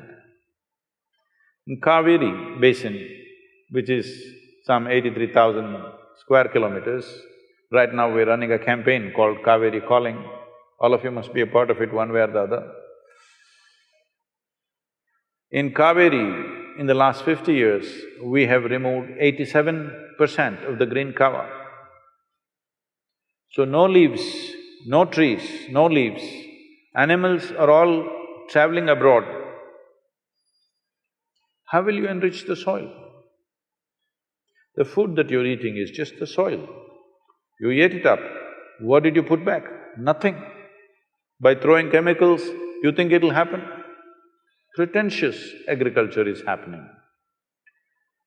If we don't change this, whatever other aspirations we have, everything will fail. Doesn't matter what business, industry, what you develop, we'll have serious issues. People think water is the issue, water is not the issue, soil is the issue. If soil is rich, there will be enough water. The reason why agriculture is suffering is, this is one aspect. The other reason is, why at the time of independence, over 92% of Indian population was in agriculture. If you look back and see, 250 years ago, we were the largest economy on the planet. We were the biggest exporters, 33% of the world's export came from India 250 years ago. So what were we exporting? Were we exporting rice? No. Were we exporting agricultural produce? No. What were we exporting? We were exporting largely spices, more than that, textiles. Andhra Pradesh, every district has a weave of its own. Yes? Textiles was the main thing. Between 1800 and 1860, when the English decided to destroy the textiles of this nation, systematically they went about destroying it. From 1800 to 1860, our exports came down by 96%. So that doesn't happen just like that. That was done as a systematic process. So when this destruction of industry happened, millions of people died in those 60 years, where one of the British Governor-Generals writes back saying, "The fields of India are bleached with the bones of the weavers." Millions. It is estimated over 3.5 million to 4 million people died in those 60 years out of starvation. The rest desperately went about doing some kind of subsistence agriculture. Subsistence agriculture means I have a piece of land, I will grow little rice, little dal, little this, little that, everything that I need for a family, I will scratch the land and grow. This sort of agriculture happened. This is why 92% or 92% were in agriculture. Today this number has come down to 65%, thanks to you, you became converted engineer. 65 to 70% are still in agriculture. What this means is, for 10 people to eat, we want 10 people to eat, but now 7 of them are cooking. You think this is a good use of people? 10 people want to eat, very efficient, 1 person can cook. Don't want 2 or 3 people can cook. 7 people cooking for 10 people is not a wise way to do things, but that's where we are right now. Still 7 people are cooking for 10 people. So, you and more people must become engineers, it is good, or whatever else they have to become. But at the same time, can you let the agriculture die? Because today, if you make a survey, we have made some surveys, not official surveys, but generally we've just asked around. If you ask around, how many farmers want their children to go back to farming? Less than 2%. This means in another 20-25 years, when this generation passes, we will not know how to grow food. You may think the farmer looks illiterate, he's not dressed like you, he doesn't look like you, he looks like no good. But I'll do one thing for you. You are from the farming family. Those of you for 2 generations who lived in city, you have MBA, even if you have agricultural MSc, you come, I'll give you 10 acres, fertile land. 5 different crops, you grow it by yourself without taking local help. You will see you can't do it. Because this intrinsic knowledge that our farmer has, this is one of the most fantastic things that India has done is, of the many things, well, we are going to the moon, we've gone to Mangalyaan, all kinds of things, businesses have done great things, science has done many things, but the most fantastic thing is, without any science of any modern science, without any new technology, just with traditional knowledge, our farmers have fed 1 billion people. This is not a small thing.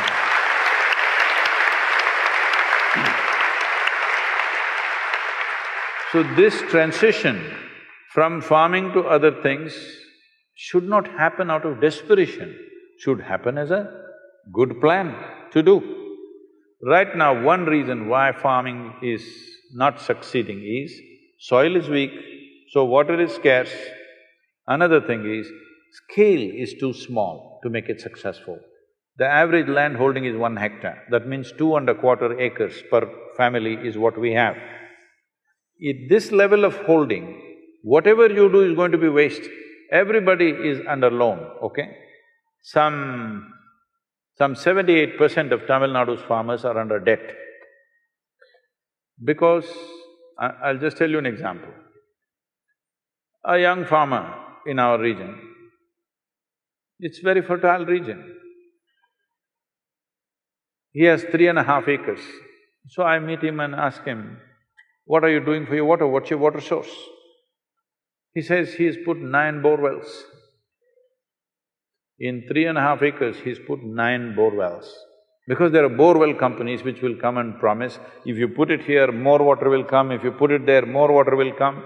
Everybody is hitting bore wells and bore wells. In 3.5 acres, maybe there is 1 or 2 sources or maybe there is no source of water. Because the scale is so small, everybody is putting a fence, everybody has a bore well, everybody has an electric connection. This is not going to work. We need the scale, otherwise it'll not work. Does it mean to say we have to take their land? No, for this we have worked out a system. I don't want to go into all the details in this, but this is what Rally for Rivers was about, how to integrate irrigation and marketing for the farmer so that his life can change. Now, one more big thing is, see, India, the latitudinal spread that you have from Kanyakumari to Himalayas, 12 months of the year you can crop. There are very few nations where you can grow crops 12 months of the year. From Kanyakumari to Himalayas, you can grow literally almost anything you want in the world. If we handle this land right, we can provide food for the entire world. It's possible to do that. And this is the only nation where 65 to 70% of the population knows how to do this magic of transforming mud into food. It is not a small thing. We could use that knowledge, we could use that capability, or we could make them destitute and come to cities and live in slums without any dignity, without any life to live, without any productivity, getting into crime. You become an engineer, I'm glad. Many farmers' children join crime or other kinds of things because they have no other option. So this needs to be addressed. So one of the things is, we have converted literally over 69,670 farmers in Tamil Nadu from regular farming to what is called as agroforestry, their incomes have gone up 5 to 10 times in a matter of 8 to 10 years. This is what we are calling as the Kaveri calling for the Kaveri belt… basin area, because if you do this, we want to convert 1/3 of the Kaveri basin into agroforestry. If you do this, the 46% depletion that's happened in the river waters will come back. River will flow once again, farmers will be rich and well-to-do, all this debt that is there in the banks will not happen because farmer will be rich by his own resource. This has to be done in a planned way, we must execute this. Otherwise, this nation is sitting on too many problems and too many possibilities also. But to convert problems into possibilities, every citizen has to stand up and do what needs to be done.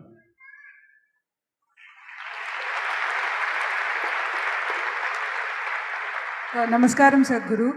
Where are you? Sadhguru here. Okay. When a movie is made, the idea and the story is… The question is for him. No, Sadhguru, it's to you. The idea and the story is developed to make it more popular on commercial factors. It developed on commercial factors to make it more popular, to reach more number of people. Can we use cinema to spread the spiritual methods to large number of people through commercial and popular ways? Can you give some direction towards it?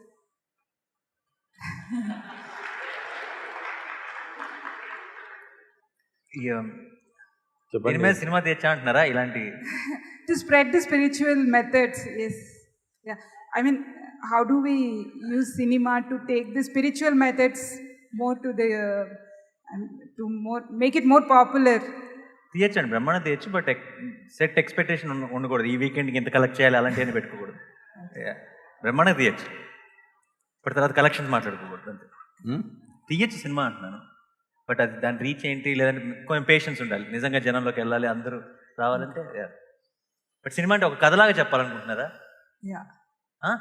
అది చేయొచ్చు, కానీ నేను చాలా చాలా మంచి విషయాలు అప్పుడప్పుడు దూరుస్తుంటాం సినిమాల్లోకి, కొన్నిసార్లు కుదరదు. Sadhguru, can you give some direction on this? మీరే ఇవ్వాలి.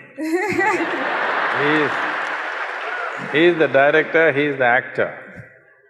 Okay, anyway. See, cinema means you're thinking in terms of the big screen. Well, it's not that it's not a possibility. The question is, who will go and watch it? It has to be commercially successful. Commercial success means people watched it, all right? This happened. This is about 10 years ago maybe now. I was in United States and I was talking to somebody who's some kind of an expert on internet affairs. So, I never get to go on the net and browse this and that. I never have the time to do those things. So I asked him, what are people looking for? Everybody is looking at their screen, what are they looking for? Very casually, very casually, as a matter of fact, he said, Sadhguru, about 70% of the data is pornography. I said, what? He said, yes. I said, I don't want to believe this kind of nonsense. 70%, is it pornography? It's not possible. Then I checked with a few other people, they all say, yeah, it's around that much, maybe 65, 70, something. And what else are they using this for? There are many other things, drug sales, arms sales, all kinds.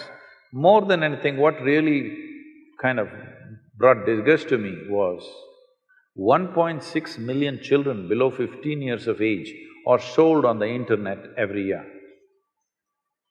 When we sell our children, as human beings, we've hit the bottom.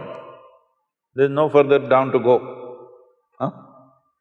When we start selling our children to be used in all kinds of slavery, this means we've hit the very bottom, there's no further place to go, isn't it? That is when I decided, then let me get on the net. So in the last 10 years, we've run a campaign that many of you in the upper regions might have suffered this. Even if you're watching pornography, in between, Sadhguru appears, inner engineering.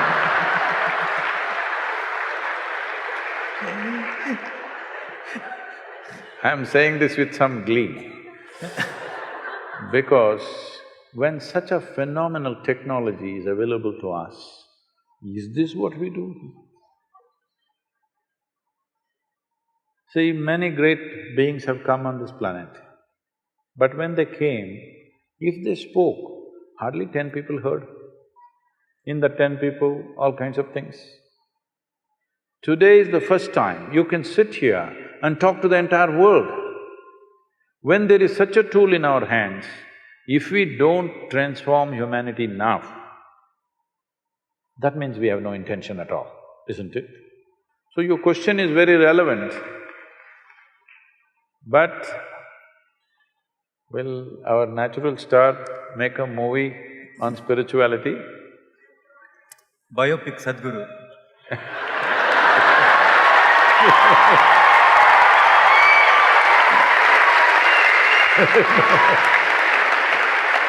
Last సినిమాలో ఉన్న ఆఖరి షాట్లో ఆయన guest appearance అలా pass అవుతారు frame, ఓకేనా?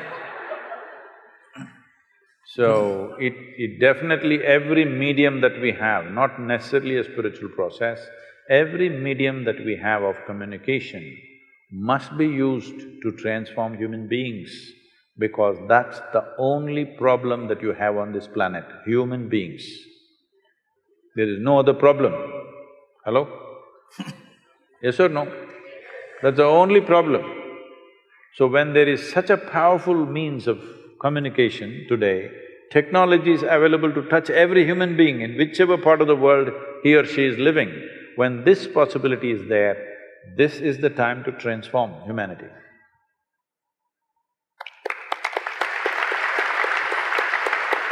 Namaskaram, Sadhguru. Here, Sadhguru, in the front, to your left. Namaskaram. Sadhguru, I would like to know how realized beings, only some of them become gods and others don't. Is there any science behind it, or do they come with any predetermined… No, they just life? have to die. So for example, after Gautama, so many would have come, but I think only you are doing such phenomenal things on this planet. What are you trying to tell me? I'm saying only you are likely to be the next god, but then already you are a god now. But I'm saying, why only you? For example, in these 30 years, so many disciples, so many people you have cultivated. Would you make one of them as capable as you? In the days to come, in the years to come, can we see one of your disciples as Sadhguru?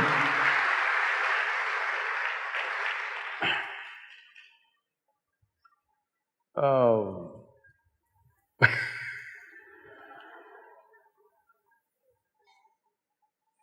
Gautama became a Buddha, did not become a god. Buddha means one who is a dada over his buddhi. One who has total mastery over his buddhi is a Buddha. One who has no mastery over his buddhi is a monkey, compulsive. So many things. Tell me, what is it human beings are suffering? Their own intelligence, isn't it? If you take away half their brain, they will sit peacefully. So they don't know how to handle their own intelligence, that's all they are. So in this, where does God come from? You must understand, this is a godless culture. Please listen to me carefully. This is a godless culture. There is no the God in this culture ever. This is a culture where we always told you, your life is your karma. Did we or not? Huh? What does it mean? Karma means action. When you say, my life is my karma, It means you are saying, my life is my making, whether I'm making it unconsciously or consciously. This is not a culture to look up, this is a culture to look in. This is not a culture where you want to go and sit in God's lap. Here, this is a culture which does not value God more than freedom, because mukti was our highest goal, moksha was our highest goal, not God, isn't it? Now, imported ideas you've got, see, they all know what is God, what is heaven, the geography of heaven, they know the entire details. In this culture, we still don't know who we are. We are asking, who am I? This is the most profound question. The best thing about being a Hindu is, you're confused. Yes, it's very good. Because this is a geographical identity. This is not a religious identity which builds you confidence. I know this, God is with me. There's no such thing here. You don't even know who you are. So you're a natural seeker. Once you don't know, once you realize you do not know, we can try an experiment with you. Suppose I ask you to walk from there to there now. You will walk very self-conscious, how others are looking at you, this, that. Walk like this. Suppose we turn off the lights and make it pitch dark. Now I ask you to walk from there to there. You will become super alert, isn't it? Hello? The moment you don't know what is the next step, do you become super alert or no? Some of you who do not know how to be alert will start imagining things and create fear. Otherwise, it's natural to become super alert, isn't it? So this is what it means. This is called as the intelligence of ignorance. If you identify yourself with your knowledge, which is all rubbish, whatever knowledge you have, if you identify with your knowledge, even if you know the libraries of this world, still compared to this cosmic space, your knowledge is minuscule, isn't it? Huh? Is it minuscule or no? You may have 10 PhDs, still what you know is a minuscule. If you identify with a minuscule, you become a minuscule. But our ignorance is boundless. Hello? Our ignorance is limitless, isn't it? If you identify with your ignorance, you're limitless. Once you identify with your ignorance, your intelligence will never sleep. Even if your body sleeps, your intelligence is always awake, standing. Then we say you're awakened.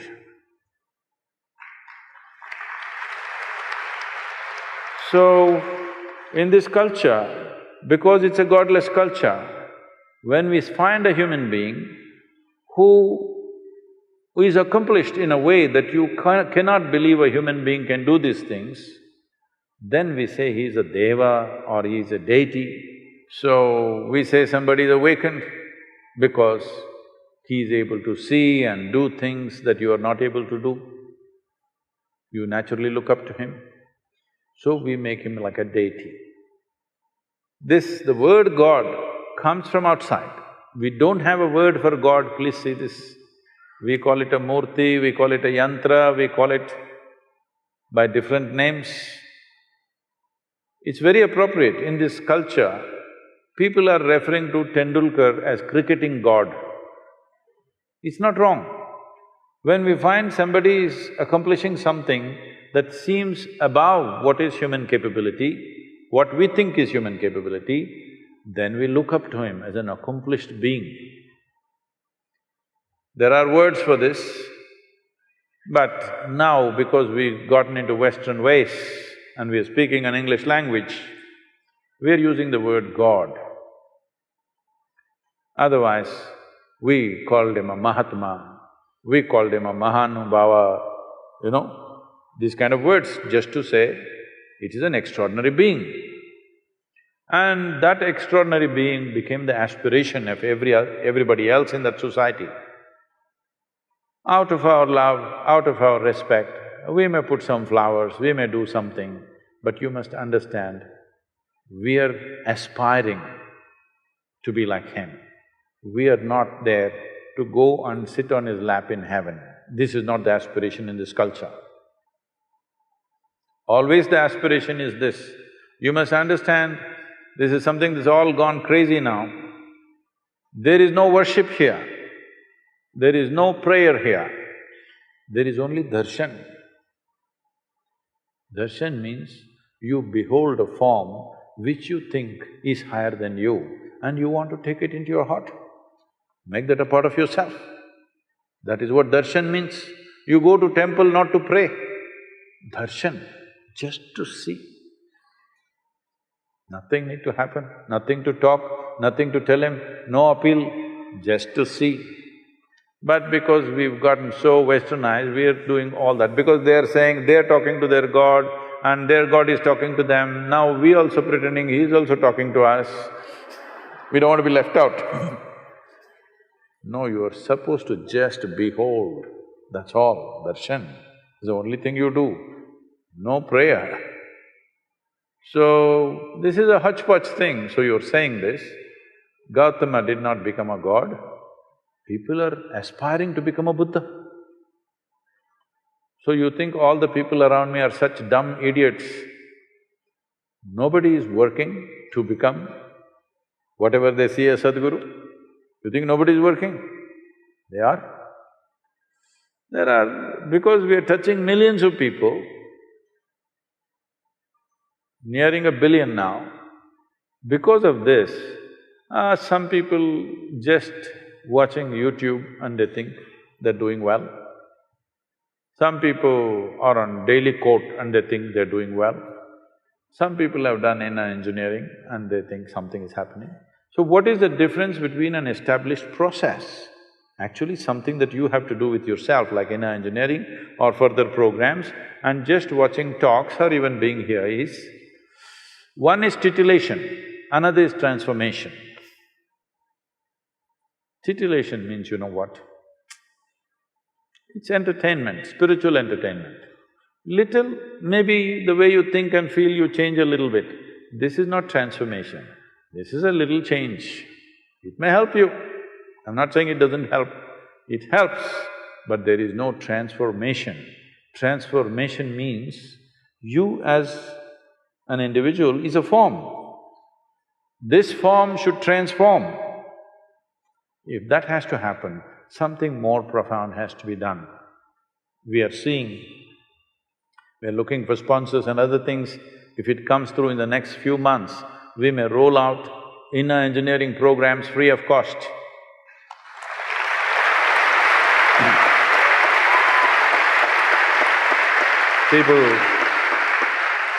People are telling me, Sadhguru, you will have to file for bankruptcy. Such a thing will not happen. I'm sure people have enough sense when they see some value, they will respond in their own way and contribute in their own way to keep it going for others. So, we will make it like this, for you it is free. If you want another person to take it, pay something for the costs.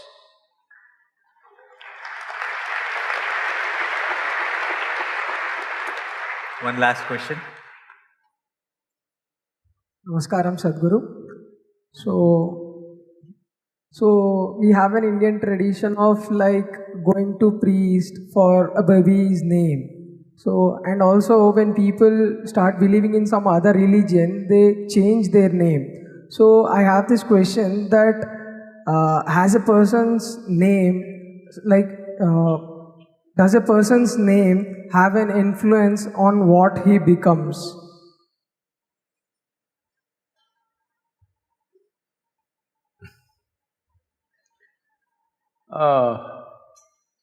It depends who that person is. It is just that when we name our children, we want to name something pleasant or inspiring. The official name we want it to be inspiring, The pet name at home, we want it to be pleasant and sweet. This is a natural thing. Why we want it to be inspiring is, when we utter, anybody who utters his or her name should feel something. Because your name has not only impact on you, it has impact on others because they are the people who say the name most of the time, not you. You don't go on chanting your name, it's the other people who say the name. So it must have a good impact on them when they utter the name. There is something called as sound. There is sound? Hello? The existence has sound. Words are created by us. When I say word, when you give a meaning to a sound, it becomes a word. If I say boom, if you give a meaning to that, it becomes a word, isn't it? But boom is just a sound. So sound exists. Today modern science is telling you, everything in the universe, including your body, the planet, the solar system, the galaxies, everything, if you look profoundly enough, there is no physical matter, it is just a reverberation, vibration. Where there is a vibration, there is bound to be a sound. The question is only, is it within your hearing range or not? Some sounds are in your hearing range, rest are not in your hearing range. Otherwise, this whole creation right now is making a humongous amount of sound. You don't hear it because your hearing range is within a certain frequency band. So, every sound that you utter has a reverberation. A reverberation can either have a positive impact or a negative impact.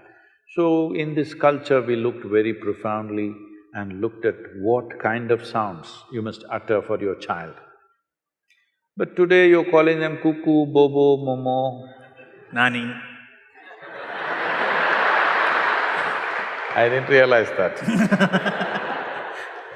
So cuckoo, bobo, nani, at home it's nice. But now that he's at home everywhere in the world, everybody calls him Nani. That's a different matter. But the idea of giving profound names is, it is for the sound structure of that name. When you utter that sound, there must be a reverberation which enhances who I am. And also for the people who utter that. All kinds of very… for a foreign tongue, very difficult sounding names, but profound impact. So sound and reverberations have impact. If there is somebody who's conscious, even today, I think I'm giving names for thousands of children every day. Depending upon the time, date and their birth and looking at their picture, we give a certain kind of name which fits that child, somewhere close around that. So this, different people were doing at different times, but everything, there is distortion. About everything there's distortion. Now, before the child is born, they've chosen the name because something else. They want to call him Johnny Walker because they like the drink.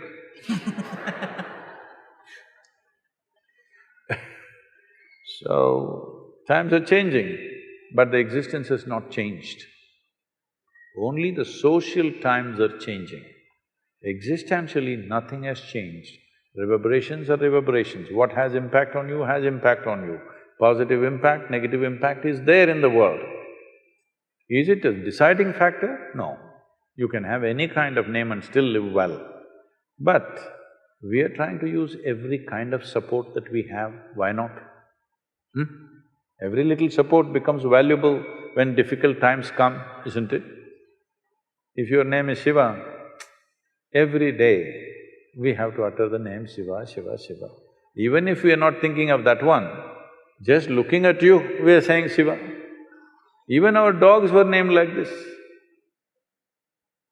Only today, because of the English people, lot of people think in every family I see, it's just crazy. They have all Indian names, but the dogs have always foreign names. This is because This whole having a dog as a pet came from the English people because they were feeling lonely away from their homes. They loved their dog, cuckoo, bobo, momo, momo, all that. We had dogs, cows, animals in the house. I have one, Guruji. His name is Subramanyam. It's a beagle, Subbu. I did a film called Everyday Subramanyam, so we named him Subramanyam. Subramanyam is a good name for him. So we named everything like that because we have to utter it every day. One way or the other, we somehow utter sounds which are beneficial to us. Thank you very much.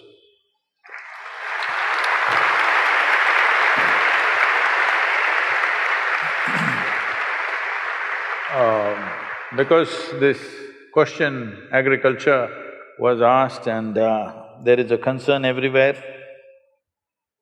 Chennai has gone dry. Next they're saying Bangalore will go dry, Hyderabad is standing in the queue. I want all of you who are here today, if you're a concerned citizen of this country, in some way please participate in Kaveri Calling. We will give out a call how to participate. There will be… This is a more action-oriented thing than Rally for Rivers, because here we want to plant… To make 1/3 of Kaveri Basin green once again, we need to plant 242 crore trees. This is not like… we are going to go and physically plant everything. This will be done on farmers' land by them, but we have to support it. So we are looking at raising super large nurseries. Right now, we have over 24 nurseries across Tamil Nadu. Now we are seeing how to build these nurseries in Karnataka also. So there is room, we will start a campaign, at least plant 1 tree for each one of you. If you're four people in the family, plant 4 trees. It will be a minimum amount of just raising the nursery kind of cost, not a very big cost. So, you don't have to plant just 1. And you may have a tree to sit under like Gautama the Buddha. It may work.